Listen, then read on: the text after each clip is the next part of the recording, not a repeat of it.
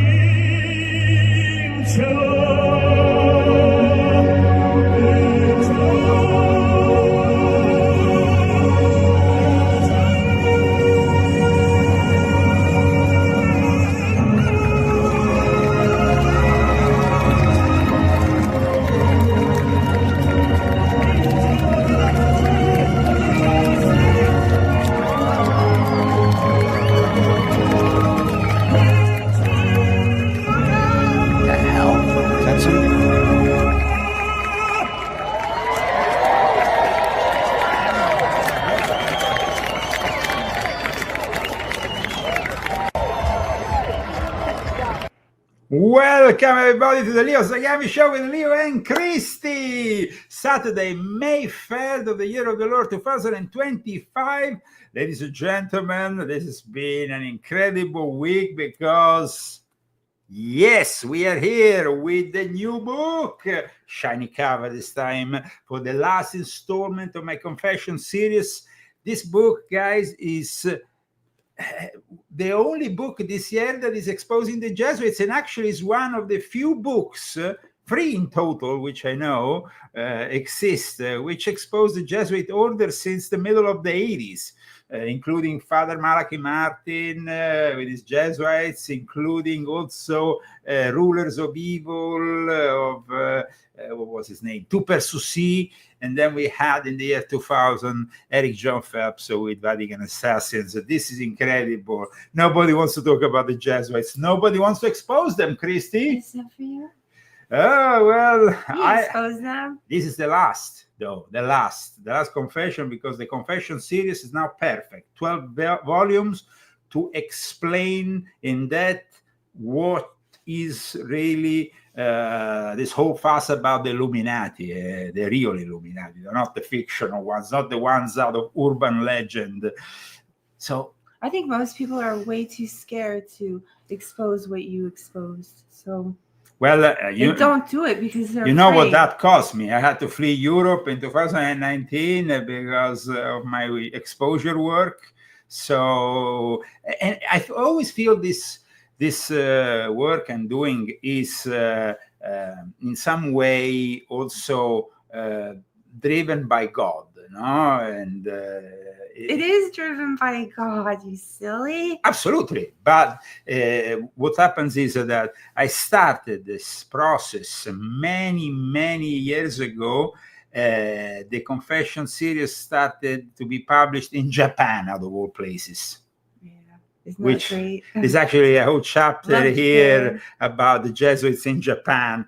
And then we went from Japan into Italy, where it became immediately a bestseller, just like in Japan.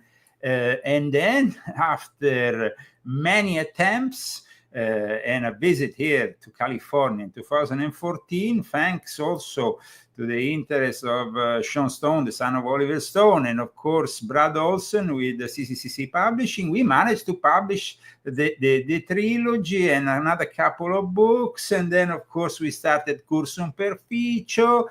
And from there, it was like an unfolding of circumstances that eventually, of course, as you know, led me to leave Italy. And I explain here what happened in 2016 when I reawakened the strict Templar observance to challenge the egregore of the Jesuits in their birthplace, where they were actually founded. So it is, I must say, interesting. Sorry, guys, I want to just take a better position here. I find it incredible that nobody has written about the Jesuits, but I understand, like I explained in the book, you know, they are the scientists of the church. They're in charge of the educational system. They are also the Vatican assassins, the intelligence operatives. So everybody is scared of them and also doesn't really know how to challenge intellectually these Jesuits. I mean, this was not an easy book to write, and Christy did, of course, the editing as usual, and that also was not an easy task. I did it in, 4 days? But we did everything in record time because we really felt the God upon us, especially since I thought this book will at least reach the hands of the Pope and then maybe bring him to the afterlife. Instead, he died, and I was like, oh, well, at this point, we need to bring this book out immediately. Everything changed after Easter. and now with the upcoming Papal Conclave, you want to really understand what is going on. Volume 12 of my Confessions, History, Secret Societies, and the Politics of the Jesuit New World Order and their Luciferian Court. I tell you guys, this book is already #1 in a series. I mean, I'm not making up this. I mean, we can go and check together on Amazon.com where this book is standing in the charts. And it's really, and I'm having a lot of great shows that are inviting me. So I think that in a week from now, when eventually the Pope is going to be elected, because I think in a week from now, we're going to have a new Pope by next Sunday, not this Sunday, the following Sunday. Well, you will see that everything I wrote coincides with the truth. There is 2 options for the Pope. Either is an African Pope, or either it's a Chinese Filipino Pope, Luis Antonio Tagle. And the incredible thing about this, before moving on, we have any sponsors today? We only had Malgarazada today. Guys, we need sponsors, and you are our sponsors, of course. We have nobody that's sponsored for December, so here we are. For December, we are in May. I mean, for May, sorry. Sorry. And what time zone are you? Sorry, I mean May. Yeah, Okay. We don't have anybody for May. So. Yes, we don't have any sponsors. So remember this. I mean, I'm doing this show, of course, with your support. And if you purchase the book, I know that you are supporting us. But without a sponsor, if that doesn't happen, I will have to book myself elsewhere, because I'm very much in demand as a Vaticanist. That's my specialty. And so we will have... this audience is special because this is your audience. Yes. So, I mean... That's true. This is our audience, because I've been here too. Yes. So, I mean, I hope that you guys will support us in our work, because it really is great work, and we are doing it for God. So, Absolutely. but I have faith. I have faith we shall go on. yes, absolutely. So let me put here on the front of the screen the GoFundMe. There is also a Cash App handle you can find at leozagami.com, together with my latest article. And it's actually my latest article I want to focus on, because, guys, everybody is criticizing Trump for suddenly publishing this AI-generated image of him as Pope, thinking that this is just a superficial move from Trump who is joking around. Guys, that's not the case. This is something much more profound. Remember that in the last conclave, when they elected Bergoglio, the NSA was present there, and they were monitoring every single move of the cardinals. And Trump, who is not Pope Trump, of course, knows very well what's happening with this conclave. This conclave is rigged, like I explained in this book, by the late Pope Francis, but is also very much influenced by the Vatican-China deal. And the Vatican-China deal is no joke. So if they take control of the papacy, they have been pouring billions into the Vatican for a very long time. I have written several articles about it. So let's go immediately on my website, where you can also check out my latest article. Here we are. The real reason Trump shared an AI image of himself as Pope to challenge the upcoming conclave rigged by the Jesuits and the CCCP. So the Chinese Communist Party. So please, Christy, read this article. You have it clear? That's it? Is the image big enough for you? Yeah. Okay, perfect. Donald Trump posted an AI-generated image of himself dressed as the Pope on social media a week after he attended Pope Francis's funeral, sparking outrage among some Catholics who have not yet understood the gravity of what is happening in the upcoming conclave, which, as I explained in my latest book, Confessions of an Illuminati, Volume 12, History, Secret Societies, and the Politics of the Jesuit New World Order and their Luciferian Court, has been completely rigged by the Jesuits. This time, the successor of Pope Francis was decided before the conclave in the Jesuit headquarters of Borgo Santo Spirito, where the politics of the Church of Rome have been increasingly determined since Vatican II. As I explained in my previous article, the Chinese Communist Party's push for Cardinal Luis Antonio Tagle as first Asian Pope is increasing and gathering Jesuit support. Beijing is pushing for Cardinal Antonio Tagle, which may change if they decide to usher in an African Pope. Africa has been crucial to China's foreign policy since the end of the Chinese Civil War in 1947. China supported several African liberation movements during the Cold War and every year since 1951. The foreign minister of People's Republic of China visited an African country, which included establishing the International Department to manage relations with foreign communist parties. Early interactions, such as the 1955 Bandung Conference, aimed to gain recognition for the People's Republic of China and limit Soviet influence, especially in the Cold War era. The CPC's approach evolved, including material support, training programs. The CPC means the Chinese People's, is basically the Chinese Communist Party. The Chinese Party is something that has always been involved with Africa. And that's why we see so much of this presence in this continent in the last few decades. It has increased, of course, as China became richer and richer. They have been able to also gather even more influence in this continent.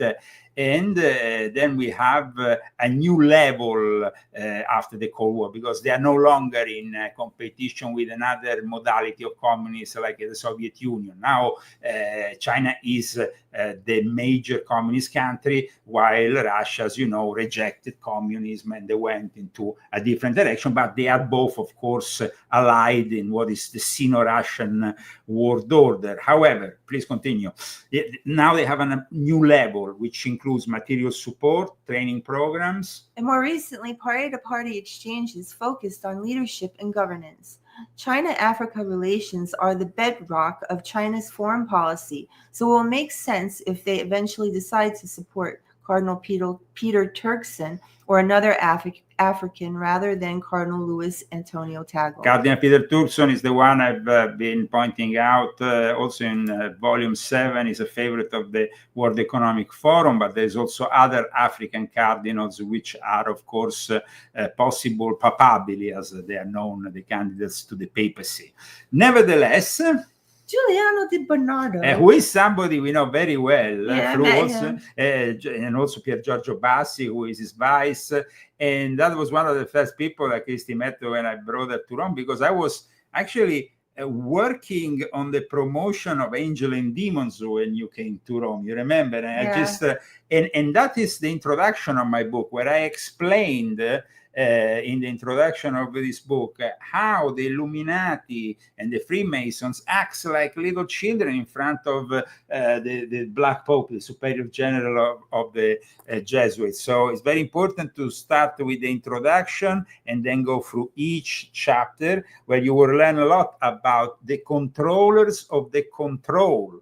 I mean, the people who control, the puppeteers, have themselves controllers, and those controllers are the Jesuits. So please continue, Christy. Giuliano Di Bernardo is a Jesuit fifth-class agent, currently Grand Master of the Italian Academy of the Illuminati, and he still hopes for the improbable election of his dear friend, the Vatican Secretary of State, Pietro Parolin. This is something that I'm not just inventing out of thin air, guys. This is something that came out today on Il Fatto Quotidiano, where the Italian former Grand Master of the Grand Orient of Italy, and also of the Academy, is also present Grand Master of the Academy of the Illuminati and the Dignity Order, has said, my dear friend, because this is something, you see, a lot of people say maybe Elio Zagami makes things up, no? But if you go and check volume 6.66, you will actually find an image of Pier Giorgio Bassi, which you met, with Parolin in the Vatican. I wrote about it in my book. And you wrote also about it in your book. It's very interesting, Confessions of Illuminati Princess, which is also... Now, what is the fifth class? You will have to read my book, where I reveal all the secrets of the Jesuits, how the coadjutors work, because there is various Jesuits. I mean, you have the three vows of castity, of course, obedience, poverty, all that. There is the absolute obedience. I mean, the most important vow is the fourth vow. But then you have these fifth class Jesuits, and I explain really for the first time in a long time, because I think the last book that talked about fifth class Jesuits came out like 150 years ago or something, you know. So I mean, it's like nobody wants to ever mention the fifth class Jesuits. They always talk about, of course, some of them talk about the fourth vow of the Jesuits, which is also very relevant because, of course,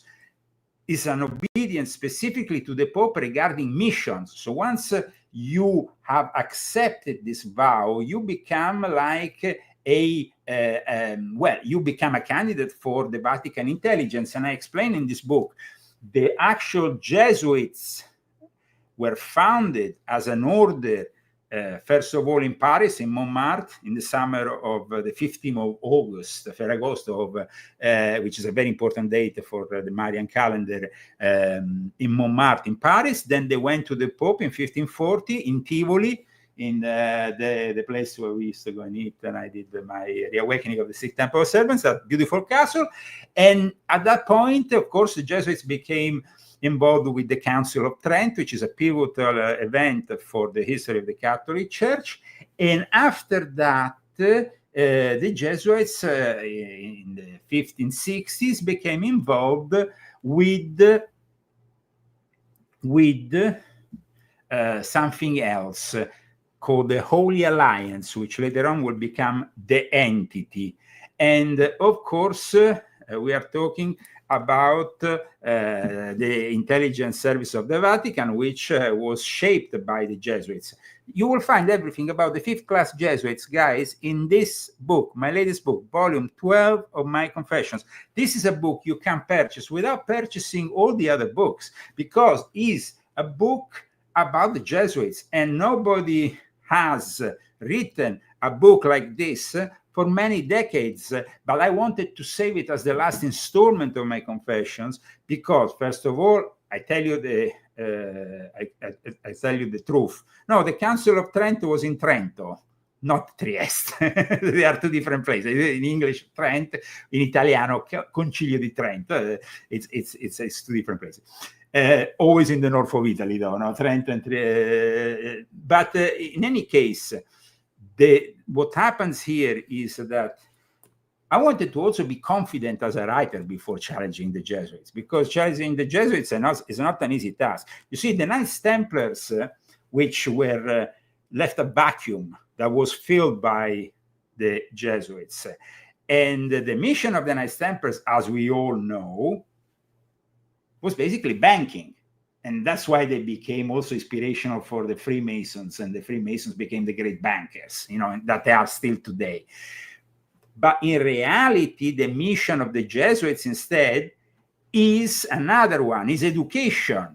And in fact, guys, the candidate that is very close to the Jesuits, who everybody's talking about at the moment, I have a testimony which I'm about to show you, which is going to shock you. Cardinal Tagle, Antonio Luis Tagle, who is now one of the Papabili, has a significant connection to the Jesuits. He received his education with the Jesuit system, including his undergraduate studies at the Ateneo de Manila University, a Jesuit university, and his theological studies at its Loyola School of Theology.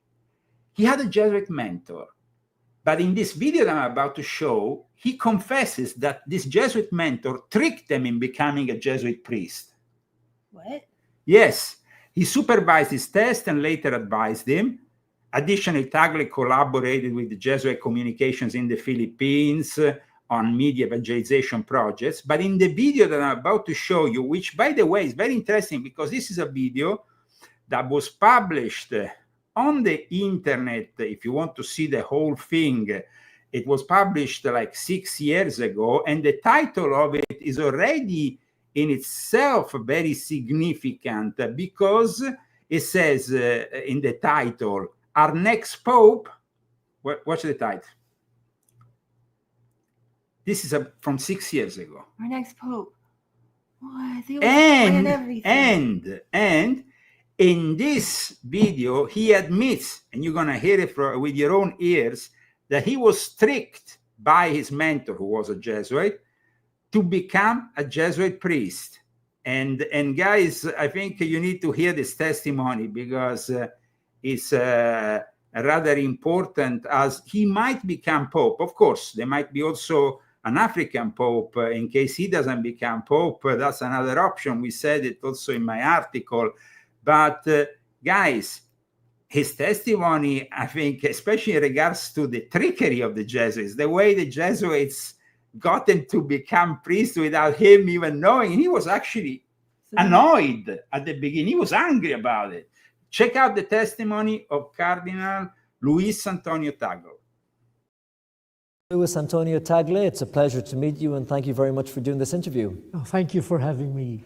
Your Eminence, let me begin by asking you about growing up in the Philippines. What was it like, your childhood, your family life? Well, my family is a normal, ordinary Filipino family. My parents were hardworking Filipinos, and the focus, I remember, was very simple. Life was very simple. And when life is simple, the focus is also clear. Our lives revolved around family, the parish church, school, and the plaza, where people congregate, where people meet each other, people get to know each other, etc. So in a way, I can say that growing up with the family that I had, growing up in the town that we had, and the parish that we had, simplified many things for me, and we knew how to prioritize. But hard work, really. No substitute for hard work. No. And simple living. You earn, but if you splurge on things which are not important, then it amounts to nothing. And so we also combined, hard work with priorities, and where you could be simple and not aspire for a lifestyle that is beyond your means, then that's good. And as a child growing up, what kind of things were you into? What sparked your interest? I was fascinated with the sciences, and I think I was brainwashed by my parents and teachers into preparing myself for medical school. So I was bent on really going to become a doctor. Your parents wanted you to be a Yeah, doctor. yes, and I also wanted it. I did well in the sciences, math courses. Yeah, I think I was 13 years old when I started reading medical books in preparation for medical school. You know, but that got interrupted. You know, when I was invited to join a youth group in the parish. Yeah. Joining that youth group, being surrounded by more people of their faith, how did that affect you? I was befriended by a young priest who was the assistant pastor of the parish and who served also as a spiritual director of our group. And I did. Now, this is the beginning of his story, where he befriended this priest. But then this priest goes away, and that's when the Jesuit comes in, and the story turns in a completely different operation of brainwashing and coercion towards priesthood into the Jesuits. So open your ears, guys. I did not realize that I was already getting inspired. But then he left, he was transferred to another parish. The priest who took his place, yeah, was good to us, but I did not have that emotional, affective link with him. And he invited me to an entrance examination, you know, in the Jesuit University, which was one of the top universities in the Philippines. And he told me, oh, I heard that you want to go into medical school. So why not try out, you know, this Jesuit university? And they have scholarships, you know, if you want. So yeah, I'm willing. So he said, we can, you can take the entrance exam, but it's a battery of exams. I did not know the place. I was brought there. The first exam, name, age, etc. And then there was one question, type of vocation. So I went to the proctor. I said, what do I put here? He said, priesthood.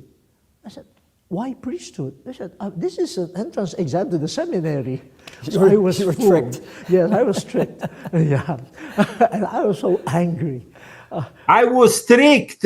He admits that he was tricked by his Jesuit mentor into basically becoming a priest. I mean, this is quite incredible and remarkable testimony.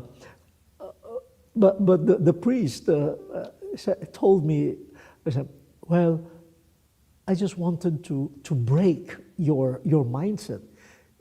Try to consider other options. I want to break your mind. That is Jesuit brainwashing. I mean, guys, I think that you will learn a lot about people like this guy. This guy that you have just seen is Cardinal Louis Tagle. He's 67 years of age, and the Chinese Patriotic Association, the Chinese Patriotic Church, the Catholic Patriotic Church of China, wants him as a pope as much as Xi Jinping. However, they might opt for an African one, as I explained in the article, because they have also interest with Africa. But this guy at the moment is very much in line to become pope. And if he becomes pope, he's admitting on this video that he was tricked in becoming a priest by a Jesuit. Now, he will not become a Jesuit priest because not all Jesuits wanted to become a Jesuit, because they also need the priest in other orders that are not visibly Jesuit. But he had a Jesuit mentor. You can go and check on the internet and see for yourself. And he was the guy who deceived them and brought them into the unlikely vocation, which ended up being almost forced on him. You're young, but you have narrowed down your choices to only one. And when did it become a serious proposition, the life of a priest? Now I have the smart pants of the situation. Says Tagle is Filipino. No, Tagle is Filipino Chinese ignorante. And if you don't believe me, It's very, very easy. We just go and put Cardinal Tagle Chinese, and you will get. He's actually has a nickname, Cheeto. Cheeto? Cheeto is his nickname. Like a Cheeto? What, that is? Nothing. I mean, that's his nickname. Okay, let me see if I can find this whole thing here so you can see it. Okay, because I don't have, I have to have access to the screen while the video is down. So let me put it down, and I have to see if I can get it on this Cardinal Tagle Chinese. And not only is Chinese, but the Vatican thinks that the fact he is of Chinese ancestry, aside from being Filipino, is an asset. He is born in Manila in 1957. Cheeto, as he prefers to be called, is the eldest child of intensely devout Catholic parents, an ethnic Tagalog father and a Chinese Filipino mother. Tagle was deeply influenced by the Jesuits, completing both his bachelor's and master's degree at the Orde Ateneo de Manila University. And also Cardinal Tagle is a supporter of the China-Vatican deal. Check this out.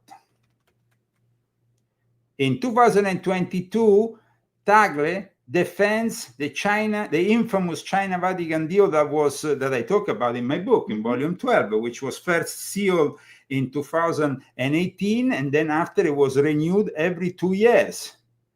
And Cardinal Luis Antonio Tagle is a staunch supporter of this deal that basically made the Vatican agree to accept the bishops nominated by the Chinese Communist Party. The Vatican decision to renew its provisional agreement with China, this was in 2022, because every 2 years they renew it. The Filipino cardinal considers a contender to become the Catholic Church first Sergeant Pope, said the Holy See signed the agreement to safeguard the valid apostolic succession, though there is no valid apostolic succession if you have a bishop. Cheeto or Kiko? Not Kiko, Cheeto. Cheeto means small. He must be small. This priest who tricked me succeeded in confusing me. Yeah? And so I really asked myself, Okay, the Jesuits succeeded in confusing him. He's admitting in this interview something that, will stay in the history books. If this guy becomes Pope, this is definitely an admission that he was brainwashed by the Jesuits. Do I really want to become a doctor? And I was convincing myself, yes. Then the results of the exams came out. I flunked the exam, I was accepted to the university, but not to the seminary, And then I felt sad. And then again, I told myself, well, if you don't want to enter the seminary, why are you sad? So that started the soul searching, and then all the experiences in the parish, the apostolate, and the witness of these good priests. Now somebody's asking me, what is his mother tongue? He speaks various languages, and he actually speaks Italian, he speaks English, his mother tongue is Filipino, he speaks Spanish, of course, because Philippines was part of the Spanish Empire. And he thanks, actually, in an interview that he does in Italian, the Jesuits priest who brought Christianity to the many islands in the Philippines. Now, this is an important element in my book. There's a whole chapter about the way the Jesuits colonized Asia, China. That was, the moment they were established in 1540, Matteo Ricci, one of the people who was closest to Ignazio Loyola, was immediately sent into the Far East and became advisor to the Chinese emperor. Their mission was not to bring the gospel. Their mission was to, like I explained in my book, gain knowledge, especially occult knowledge, exchange knowledge, and also become involved with the education of the elite, because that's their mission. So even in these foreign lands, they were, in charge of bringing mathematics, astronomy. Today, if the Jesuits are regarded as the number one in the astronomical sector with that Lucifer thing, Mount Graham, whatever, and all that, they are very much in charge of the astronomy of the Vatican. It is because they are, in a way, connected since the very birth to the stars and to the planets. In fact, they are really worshippers of Isis rather than worshippers of the Holy Mary. And I explained this, of course, in volume 12 of my Confession, which is my latest book. You can find it on Amazon. I wanted to show you guys why Cardinal Parolin, that the Academy of the Illuminati in Rome would like to be Pope, will never be Pope, because Parolin is not China's preferred conclave candidate. And they paid a lot of money. And they paid a lot of money, and they want this guy, Tagle. They don't want this old fart of Parolin, that, by the way, collapsed on Wednesday. He had some physical problem.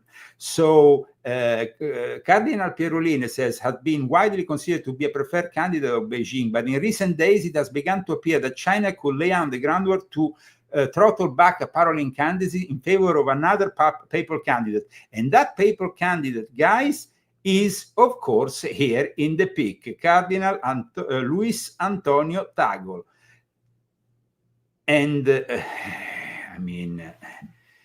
Philippines has 77 dialects, with Tagalog as its main dialect, and he speaks, in fact, Tagalog. Yes, I want to specify that because we have a Filipino born here in the chat who has specified. And actually, Luis Antonio Tagle talks as his main language Tagalog, which, I'm not very acquainted with all that, those languages in the Filipinos. I'm afraid that being such a fractured country, on the contrary of Japan, which is basically more or less a whole little thing here, though separated in a way. It had an indigenous population, by the way, even Japan, that was treated not so well. But in any case, Japan is much more unified language speaking.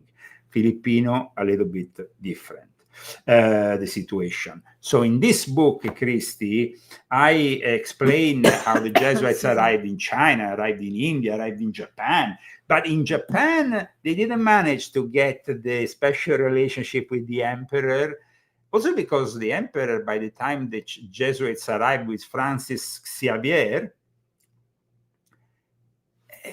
well, it was ruled by the shogun, not by the emperor. The military guy, the guy in charge of the armed forces, the shogun. We say shogun. No, well, we say shogun. Like, is that the way you say it correctly? I guess you say shogun. Okay. I think you say shogun because that's the way Akira. There was some shogun called shogun. So no. I'm brought up with the movies of Akira Kurosawa. My father made me see these movies since I was a kid, so I was brainwashed by the movies of Akira Kurosawa, and of course I see them even in the cinema. And the shoguns were really some of the main characters in these films of Akira Kurosawa. So, and they were fierce. And what happened, as I explained in this book, is that they didn't manage to, the shogun wasn't convinced by the Jesuits. He was rather convinced by somebody else who arrived, a Protestant guy who arrived from England and changed their whole mindset about these Jesuits and warned them about the danger they represent.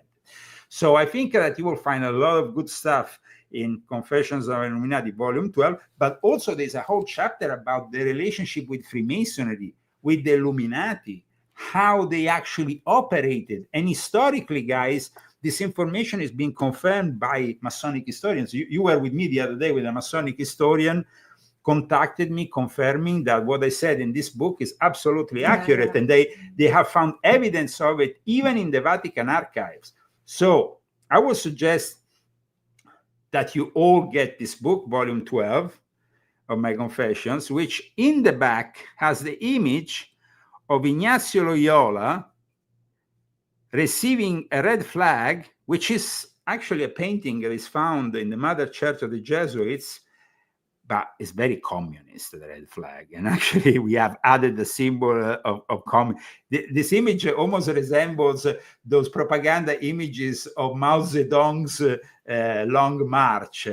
In any case, the way things are moving is, of course, that we have also a lot of talk regarding Africa. Well, Africa is also another possibility in all this. The African Populists are there. Approximately 20% of the global Catholic population resides in Africa. With 18 electors, 13% of the College of Cardinals represents a fifth of this growing demographic in the Church. This demographic shift is influencing the global Catholic Church's focus, with increasing attention to African perspectives in theological discussions and leadership roles. The College of Cardinals boasts 29 total cardinals hailing from 23 African countries. Of the 18 electors in that group, all but 3 were created by Pope Francis. They represent 17 countries: Algeria, Burkina Faso, Cape Verde, Central African Republic, Congo, Ethiopia, Ghana, Guinea, Ivory Coast, Kenya, Madagascar, Morocco, Nigeria, Rwanda, South Africa, South Sudan, and Tanzania. The youngest elector from Africa is Cardinal Dieudonné Nzapalenga of the African Central Republic at 58 years old. He is followed by the Archbishop of Juba in South Sudan, Cardinal Stephen Mulla, who is 61. The Bishop of Equilobia in Nigeria, Cardinal Peter Ebere Okpaleke, is 62 and was elevated by Pope Francis after being initially rejected by his ethnic group, leading to the creation of a new diocese. The cardinal electors from Algeria and the Ivory Coast are both 63. Dominican Cardinal Jean-Paul Vesco and Cardinal Ignace Bessi Dogbo. The third cardinal in the history of Tanzania, Cardinal Protaz Rugambwa, is 64 and is followed in age by Capuchin Franciscan Cardinal Ferdinand Ambongo Besungu, who is 65, and the Archbishop of Kinshasa in the Democratic Republic of Congo. He serves as the elected leader of the African bishops as president of the Symposium of Episcopal Conferences of Africa in Madagascar, or SECAM. The Archbishop of Kigali in Rwanda, Cardinal Antoine Kabanda, is 66 years old and Rwanda's first cardinal, a survivor of the 1994 Rwandan genocide. Just south of Rwanda is South African Cardinal Stephen Brislin, now 68, and Archbishop of Johannesburg, who oversaw the controversial. No, I don't think that any white man living in Africa will ever become a pope. But in any case, I want to answer to a question here in the chat. Leo, don't you think Francis was the last pope, as some have been saying? Well, there is a whole chapter about it here in this book. He wrote the book of... Apart from the fact that I wrote the book Pope Francis the Last Pope, which was published, it was my first book in the English language in 2015. But in this book, there is a chapter which explains why Pope Francis is the last pope. The actual canon law, the actual expedient that Pope Francis and the Jesuits used, publishing an important document in June of last year. It's all here in this book. And so it's chapter 4 is entitled Jesuits, the Last Pope and the Rise of the European Fourth Reich.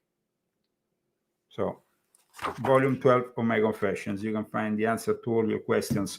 Also, if you are searching for questions regarding the alleged son of Jorge Mario Bergoglio and many other things. So, I mean, it is a book that is complete on its own, but also the Sangale Mafia, the people who mentored Jorge Mario Bergoglio. Why Jorge Mario Bergoglio has been buried in Santa Maria Maggiore, which is a church that I know very well, as you know, Christy, and a church where he was buried with the money from a P2 Lodge member. So this is part of my book. That's why this Confessions of an Illuminati has an M, which looks like a Masonic apron, because in the Luciferian court of the Jesuits, you have Freemasons, you have people from the think tanks. The Club Bilderberg was created by a Jesuit, fifth-class agent. Then we have the WEF, Klaus Schwab, who was also inspired by the Jesuits to create his club, his group of powerful people in Davos. I think that you will find definitely what... I mean, Christy told me one thing after sharing this book, that she thought this book will really challenge the faith of a lot of people, especially people who still believe in this charade going on. What do you think, Christy? Is that right what I said? Huh? Well, for people that really have faith in the Catholic Church, it's going to rock the foundation of everything that they believe in. So you really have to have a strong connection to God. Yeah. And, you know, that connection probably brought you to read the book, you know, volume 12. So To write the book. no, for people to go and read that okay. book, Yeah. To come to actually. So if you're there reading it, then you've been brought there. You know, you have God inside you to bring you there. But you know, you have to have a lot of God to do. And guys, what we have said today in these 60 minutes of the show today is only scratching the surface of the index. It's not going into the details of this book. Now, rightly so, it's possible that Tagle speaks Mandarin, but Tagle is supported by the Chinese Patriotic Church, which itself was created by the Chinese Communist Party in 1957. I mean, we are talking here about the Patriotic Church, which has originally no link with Jesus Christ, but only with Mao Zedong. The Chinese Catholic Patriotic Association was founded in 1957 by a group of Chinese Catholics who met in Beijing with officials from the Chinese Communist Party and the Religious Affairs Bureau. But it had been already active since the early 50s. They had been putting together these manifestos. In December of 1950, the Chinese Catholics, with Father Wang Lianzhou in the North Sichuan province, they penned what is known as the Guangyuan Manifesto, which is signed by some 500 Catholics. And they said in this manifesto, I mean, Casey laughs when I pronounce it in Chinese, but my pronunciation in Chinese is not that bad, guys. In any case, in the manifesto of the first, let's say, Catho communists in 1950, December 1950, said, and I'm quoting them, "We are determined to sever all relations with imperialism, to do all we can to reform ourselves, to establish a new church that should be independent in its administration, in its resources, and is an apostolate." They started to nominate their own bishops. And in fact, guys, in my book, of course, I'm not going to tell you everything it's my book, because, but instead, in fact, I'm just actually introducing the subject, because here I bring the evidence of the people who were involved with this, and amongst them, the most important figure, this guy who was a Jesuit, who then abandoned, well, let's say publicly abandoned, but then maybe never abandoned the Jesuits, because you never abandon the Jesuits, as this book evidence over and over again, even with those Jesuits who married and then were called in Rome and said, "Don't worry, you marry, you have children, we don't care, you're still a fourth vow Jesuit." You remember with like that guy in Hungary. But in any case, this guy befriended Cardinal McCarrick, and his last message to McCarrick was delivered through fifth-class agent Nancy Pelosi. This guy here is the late Bishop Aloysius Jin Luxian of Shanghai. This guy was the most powerful guy in the Chinese Patriotic Church, and is the guy who facilitated the coming together of the Vatican-China deal, which wasn't born in a day. I mean, it wasn't born only with Bergoglio. It started gradually with John Paul II, who started to accept the first cardinals into the fold. Then Ratzinger, who still, though, supported the underground church in China. But then you have the deal, which was sanctioned in 2018. I mean, I'm talking here about a deal. You can go on Google and find it, but in this book, you will find the people who made it possible. I mean, this deal was made possible by the defrocked pedophile Cardinal McCarrick, who was given the possibility to go and have sex with all the young Chinese seminarians in Beijing or all over China. So, I think that everything you know about the world is controlled by this or by that is completely wrong. When you think about the mainstream conspiracy theories that you hear, it's always bashing the Jew.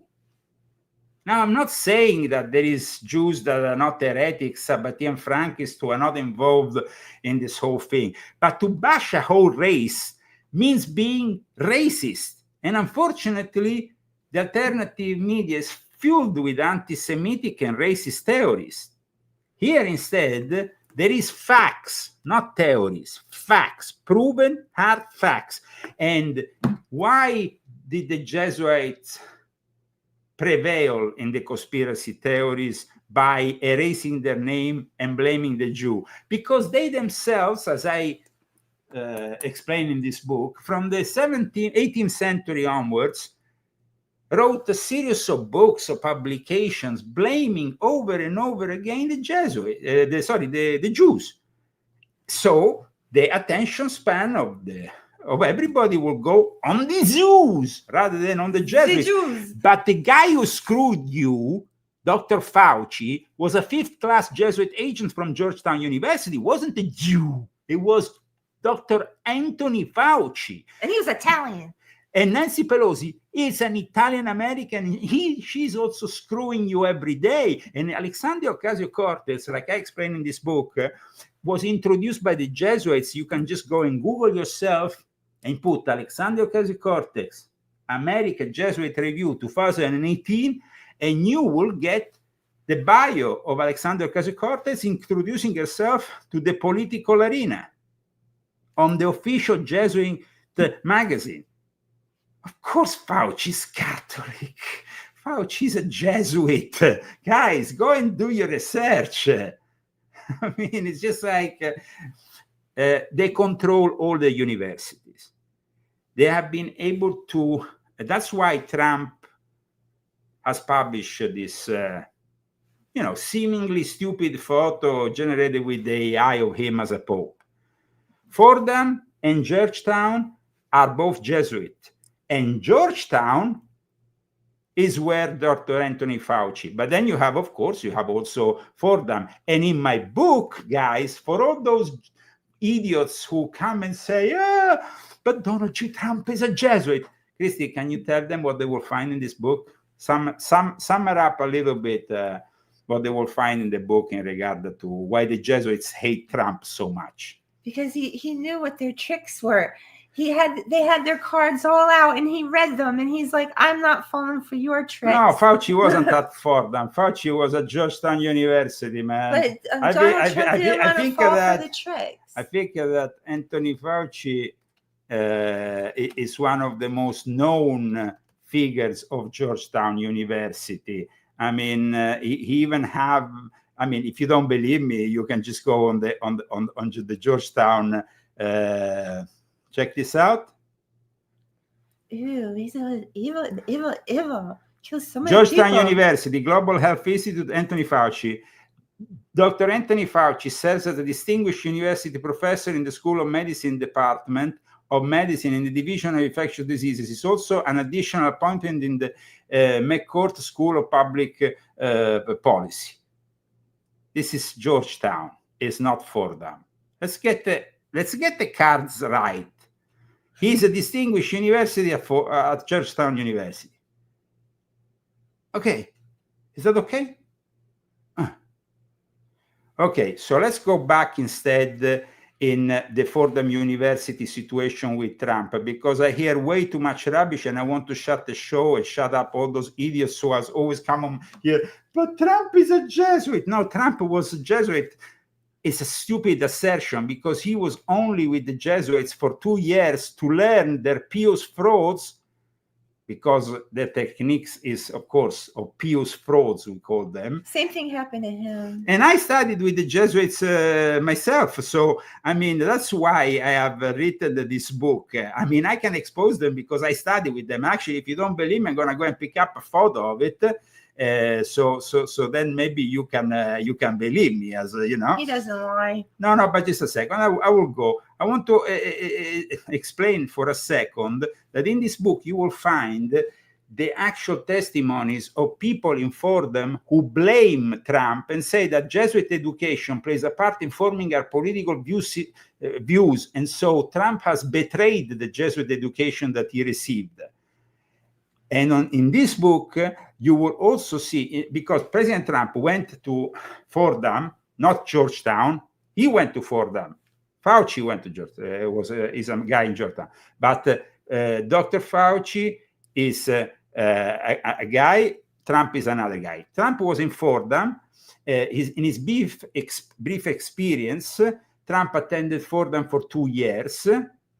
And of course, he learned mainly theology and philosophy. And there is 2 secret societies that tried to enroll him. I write about in volume 12. One was founded and approved by Father Leo McGuglin. Is called the Fordham Club. And he didn't want to join it because membership is reserved to about 30 members who declare complete loyalty to the Jesuits. And then he dismissed the idea. And I explained this in this book in detail. Then there is another group which is known as the Partenian Sodality, also known as the Second Sodality. After the Second Vatican Council, they became completely covert, this group. And it was, I think, a group of Jesuits who founded it in the beginning of the 20th century. And he refused that too. So this is, so I mean, aside from the fact where Dr. Fauci studied, he studied, of course, with the Jesuits, regardless of the fact that Fauci might have studied in Fordham, he teach in Georgetown University. So that is what I in Fordham. You have though also people like who are not even Catholic, like for example, Hillary Clinton. Bill Clinton was in Georgetown University, if I don't get it. I mean, he was actually, Bill Clinton is another Jesuit agent, but also Hillary Clinton. I mean, these people. Do they breed the politicians in Georgetown? Like, I mean, it's not only Georgetown, though. We have many universities. And to be honest, Dr. Anthony Fauci studied at the Fordham Preparatory School. But when it comes down to an advanced education, of course, the Jesuits are judged as the best. I mean, there is also other people, of course, who studied with the educational Jesuits. Every Newsom, for example.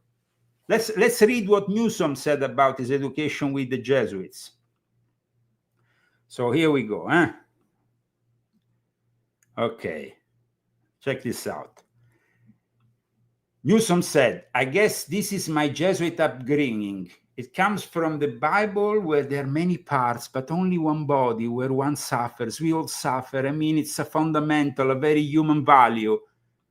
Governor Gavin Newsom, who is another Jesuit agent.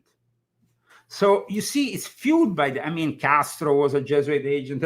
In this book, though, I focused on the education of Donald J. Trump at Fordham because a lot of people focus on him way too much. Of course, I cite also the involvement of Dr. Fauci with the Jesuits, both in his education as well as in his teaching.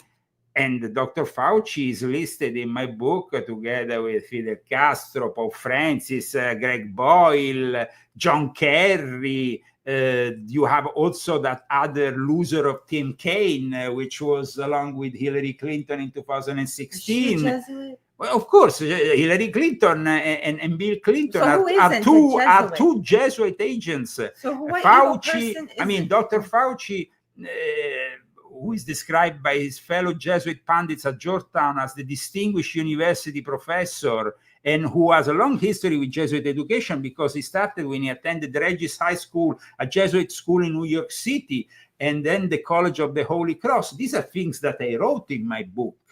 So it's not like this book is very much in detail. Can of it. Yes, yeah. When I was editing it, at night, I would go to sleep. Good that Ernie Douglas said before College of the Holy Cross, Fauci went to the Regis High School in New York City. It's written in this book. So you can't get it wrong with this book. You have all the answers, guys. I was going to say, when I was editing it, I would go to bed at night and dream and then have like these nightmares about the Jesuits. And I wake up and I go, it's the Jesuits. It's the Jesuits. And it's so funny because Michael Jaco, he's doing the same thing. He said, it's the Jesuits, it's the Jesuits, it's the Jesuits. No, but when it comes down now to people, for example, I explain here the fact that Ignacio Loyola was accused of being a crypto Jew, or at least of Jewish origin. But he was, first of all, an Alumbrados. Alumbrados were Illuminati who were practicing a mix of Jewish mysticism, Islamic mysticism, Gnosticism, and he was actually arrested several times by the Inquisition before founding this order and being accepted by the Pope. So the whole story about Ignacio Loyola from the very start is in this book. And all this, of course, this incredible book is, I tell you, undebunkable. So I will prefer you to read this book and then be able to comment it rather than maybe just, comment it without reading it, because I think everybody that tries to comment, somebody says Kerry is a Jew, but among the Jews you have the Sabbatean Frankists, and we know very well that, for example, among the Jews you have also the Erev Rav, you have the heretics. The Jesuit order for the first 50, 60, 70 years accepted the Jews amongst the order, then they decided to stop accepting the Jews, but they were actually very influential in the foundation of the order. However, they were not the traditional Jews. They were conversos, they were Maranos, they were those who had abandoned the faith because in Spain, the Inquisition was very active. Let's not forget that in this book, I describe also the role of the Inquisition, the Dominicans, and then how the Jesuits take over the Inquisition. So I think that we have really gone through a lot, guys, today, and I see there is a very interesting audience. We have a lot of people following us today. We have actually an unprecedented number, I guess, of people today. What do you mean unprecedented? Well, I mean, we have over 200 people today who are following us. We don't usually get that much in live, but today seems that people are very interested.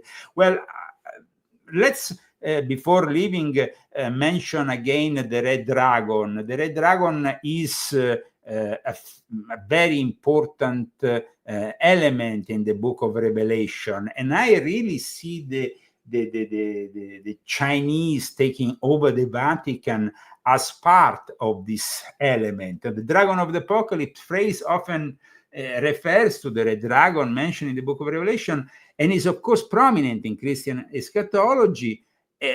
Of course, it doesn't explicitly identify with the Red Dragon as China, but it's quite obvious that it's referring to China, because the Red Dragon is a representation of power, evil, and a source of conflict.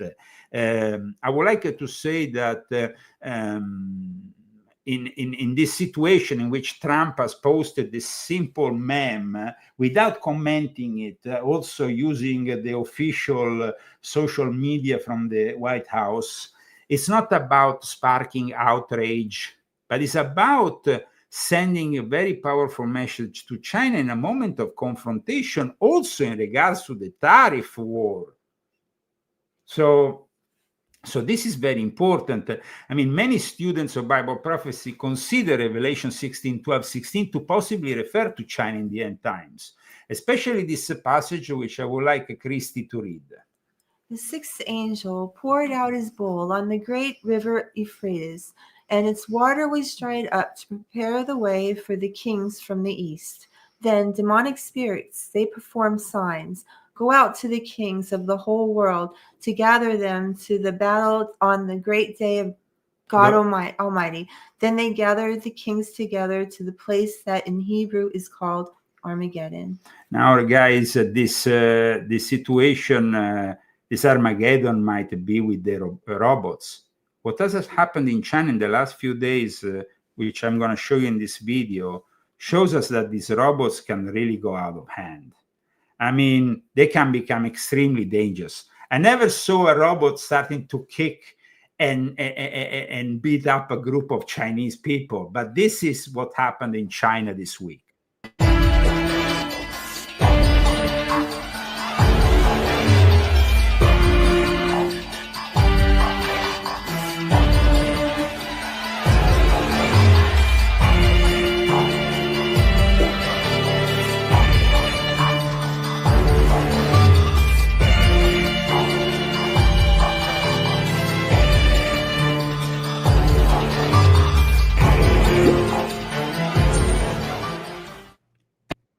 guys, this is it's pretty interesting.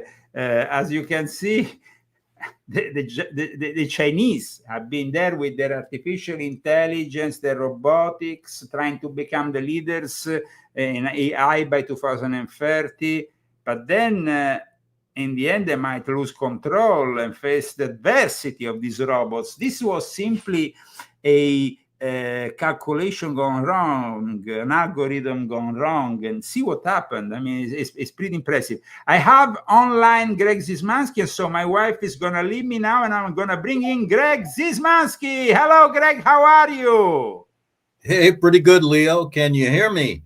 I can hear you loud and clear, and it's an honor and a pleasure, first of all, to have my old friend Greg here with us. I wanted to have you for a long time, and I want to introduce you properly to my audience. We have a lot of people who are following us from all over the world. Now we are broadcasting on Facebook, YouTube, X, Rumble, and I started my exposure work thanks to you, Greg, in 2006. So I would like you actually to talk about that, because then we're going to go into the Jesuit topic, which is also the topic of my latest book. As I was saying to the people today, there's not really been many books about the Jesuits in the last 40 years, apart from Malachi Martin, our friend Eric John Phelps, and then, of course, we had Tupper Susi, but that's it. I mean, nobody's talking about the Jesuits because everybody's afraid of the Jesuits. But first of all, let me introduce my dear friend Greg Zismansky, a journalist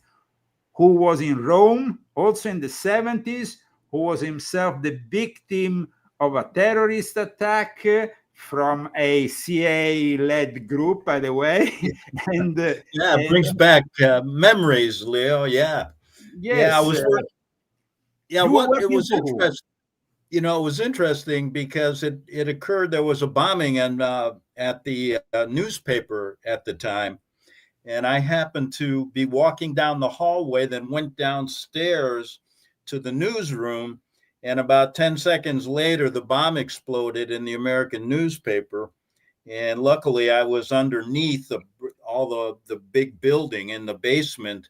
But I was about 10 seconds from meeting my maker. That's how close it was. As you know, that was the strategy of tension, the terrorist attacks they were doing in Rome at the time that led to what 9/11 occurred, you know, so.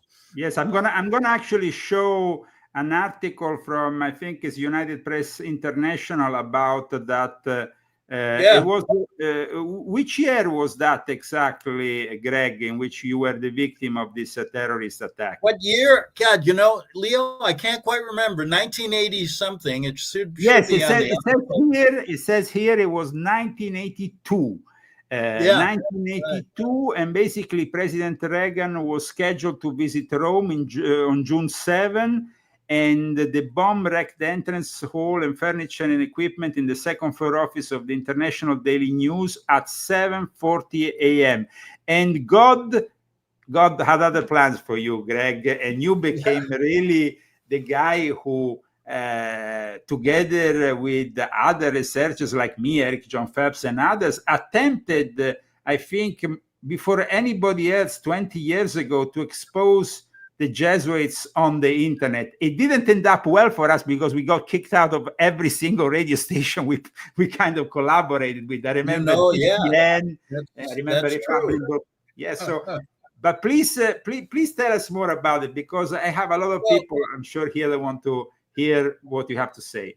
Well, you know something, it was interesting because when I came to Rome, I was unfamiliar with the Jesuits or the Vatican intrigue that I learned about.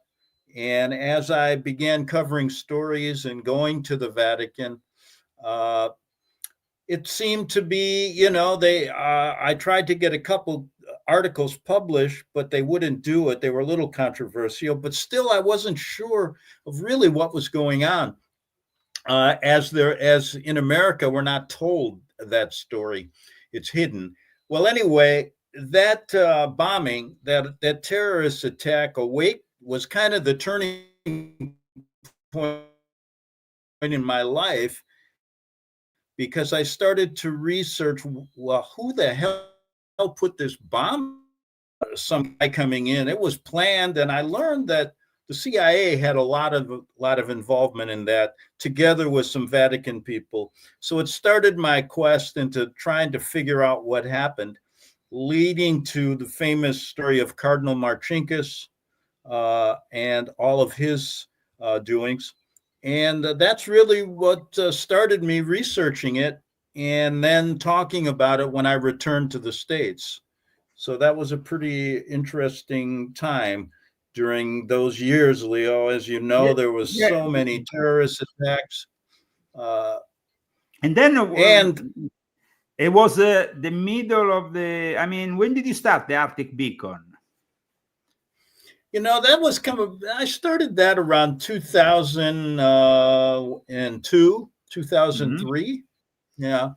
And so in the early days of the internet, I wanted to say that to the people who are following us, because you have not been really very active on the internet lately. And I wanted to synthesize a little bit, but also I wanted to tell the people who are following us that here we're talking with a pioneer of the exposure work. Today, everybody's improvising himself, citizen journalists and all this bullshit.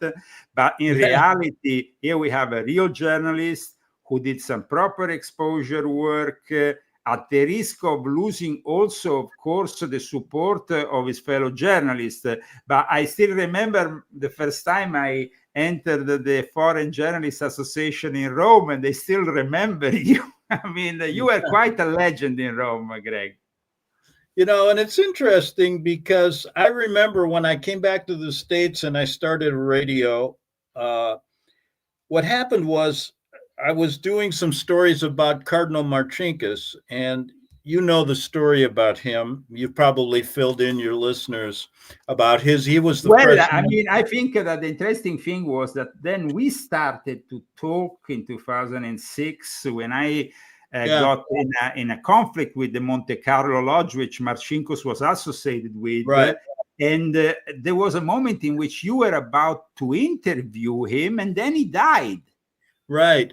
And, you know, that was quite interesting because the story was starting to gain some legs again, and the Italian media was coming. He was in an archdiocese in my colleague from Le from Italia Uno. Yes. And I was setting up some interviews through his godson, who lived near where I was in Idaho. And this is an interesting story because I interviewed him, and he came on my show and wanted to defend Cardinal Marcinkus and state that he was a patsy, he was not involved, and Greg, you really got to do some more research on this. And I let him speak for an hour or so. He contacted me several times, and we started talking, you know, just talking on things. And he said to me something quite interesting. He said, Greg, you know, if you continue doing this with the Jesuits, here's what's going to happen to you. You're not going to be able to get any work. All the people in America won't care about you, and the story's just going to fade away. So why don't you do this? He said, I can get you a nice job in entertainment. Why don't you stop all this stuff?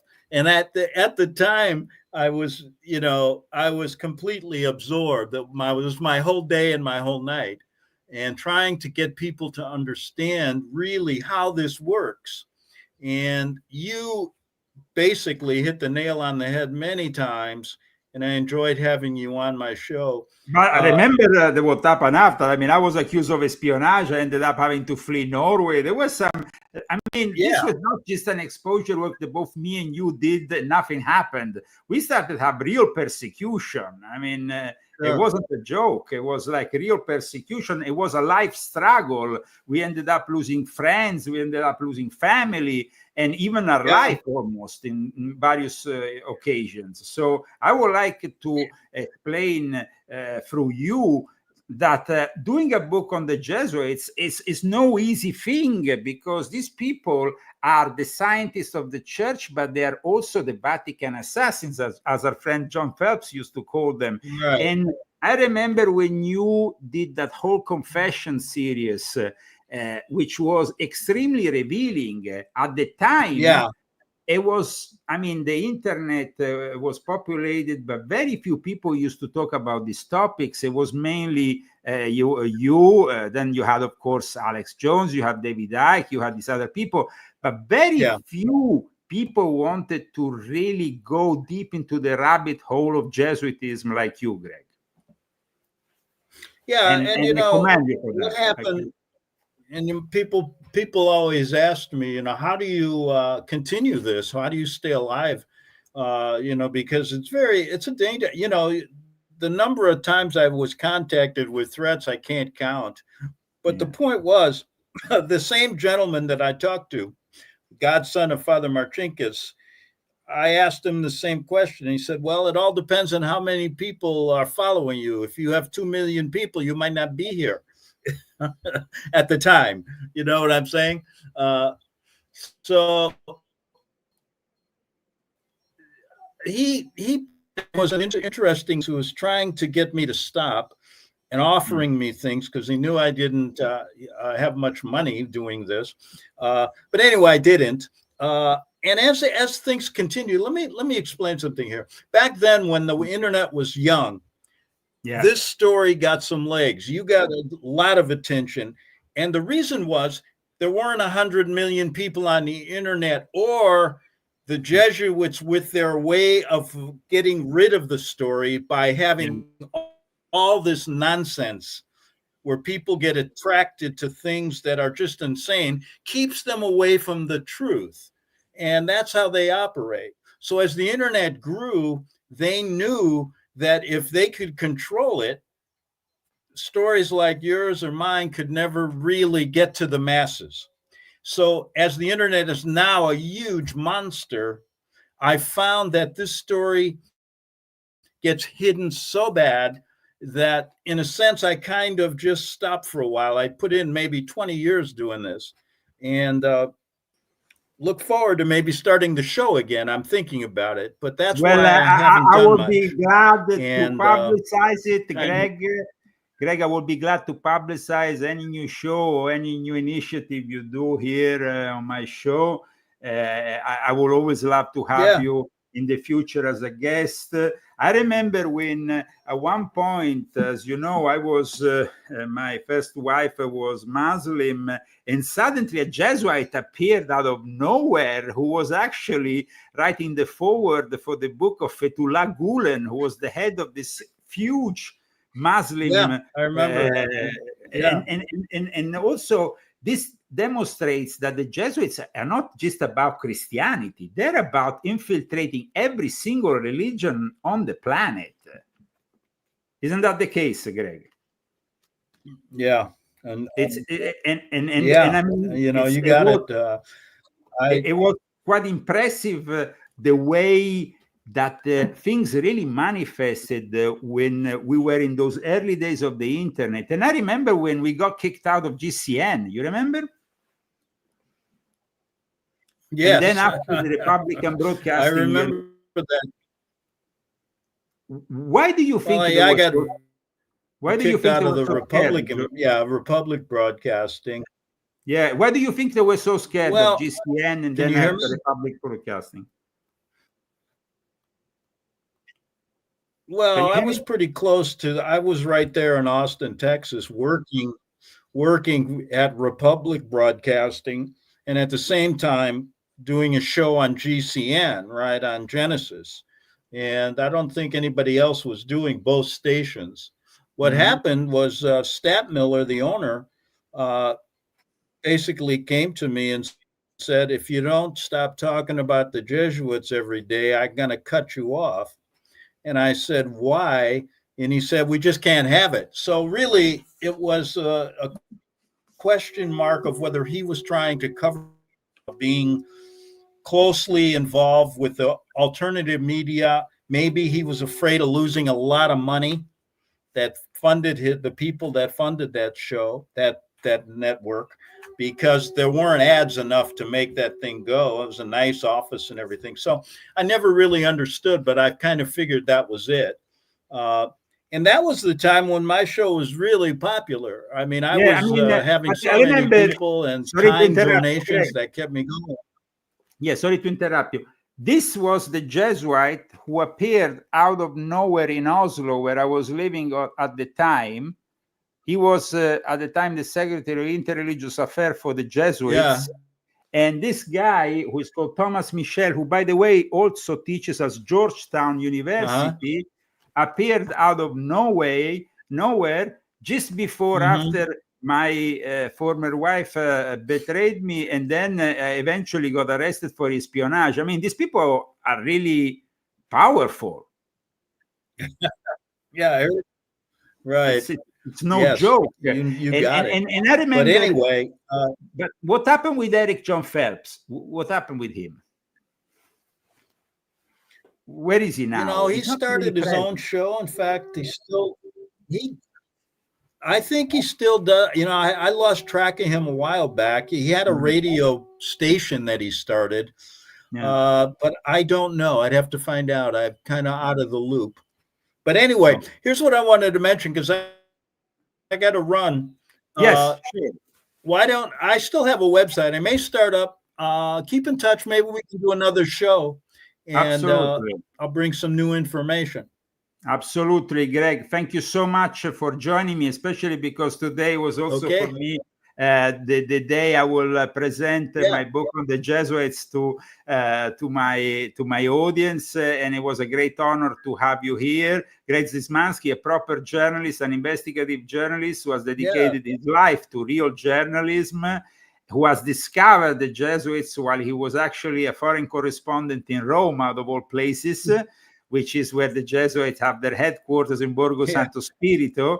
And Greg, I'm sure that you will tell us many stories in the future, if you ever have the possibility to come back, about the Jesuits in Borgo Santo Spirito, and also some of your past guests, and also your own experiences. Thank you so much for being on with us, Greg. God bless you. You have anything else to add? Yeah. Before I go, let me mention this. I just wanted to mention, can you hear me? Yes, I can hear you loud and clear. Can you hear me? Yes, I can hear you. Am I cutting out? Yes, no, I'm going to mention. We can hear you. We can hear you. I'd love to come back I'd love to come back, because I think during the time I did my show, I tried to interview anybody that had any information about the Jesuits, and I think I'll tell you something. It's an amazing story that's now even more hidden than it was 20 years ago for people. Yeah. So there's maybe a lot of, especially after the papacy of Pope Francis. We had a Jesuit. Yes, we also had a Jesuit Pope, so I guess that things changed even dramatically after that. We knew that was coming, though. A Jesuit Pope was coming. We talked about it many times before that happened. Yep. So thank you so much, Greg. Well, listen, let's keep in touch, and I'll come on again. Absolutely. Thank you, Greg Zismansky. And we speak soon. And Christy, of course, you are now, let's say, off the hook. So I'm off the hook now. So look. Yeah, good. I changed my clothes. Yes. And I'm like all good now. And I'm not in my guys, my setup, so I can dance. No worries.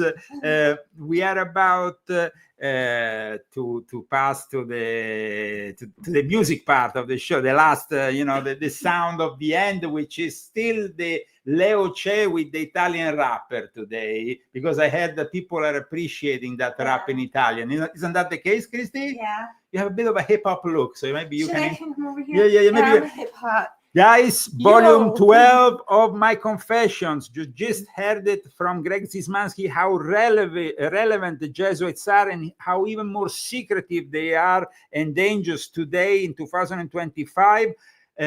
Please push like, spread this video wide all over the internet, because the information you heard today was particularly important and particularly relevant.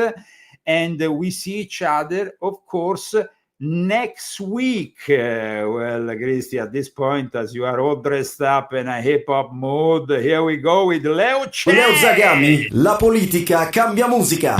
And ladies and gentlemen, let's go and check the setup where the conclave is gonna be taking place in a few days from now. And in 1 week, we're gonna have a pope. So get ready for another, actually even more woke pope. Chiesa, servizi segreti, NATO, gesuiti, illuminati, spionaggio, massoni, scandali infiltrati, MK Ultra, criminali organizzati. The opportunity to forge for ourselves and for future generations a new world order. Nuovo ordine mondiale. Parla di ricatti, di fatti e misfatti. Parla di illuminati, infatti fa luce sui fatti. E tra tanti mischiati a sta mischia da matti, cantanti, drogati e politici rispettati. E tu non ci credi e fai lo scettico, ma all'ordine massonico e all'ordine del giorno spegni quel cazzo di monitor, che è da lì che ti controllano, tra mode che nascono e muoiono, giochi come vogliono. Tutti zitti che l'occhio ci scruta e la cura alla gente più astuta sta in fiale di cicuta. Non ne sai o non vuoi, perché le conseguenze poi rischiano d'essere più grandi di noi. Ma la Zagami li ha già visti sti scenari, 3 pilastri, 2 colonne e pentagrammi vari, spionaggio, satanismo, Vaticano e templari. Ma Leo c'è per non restare ignari. Dammi una mano un po' a svegliare sta nazione che non crede nell'ovvio, però si fa una religione. Servi della chiesa in nome di un solo signore che presto piegherà il pianeta in una situazione di disordine sociale. Messaggio subliminale, controllo mentale, nuovo ordine mondiale. A new world order.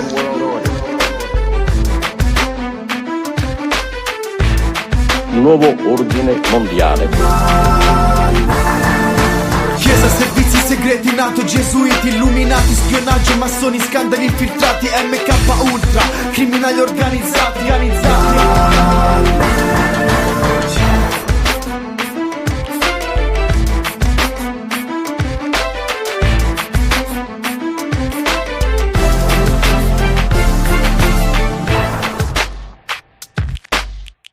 E quindi la scelta delle 2 pillole, quella blu e quella rossa.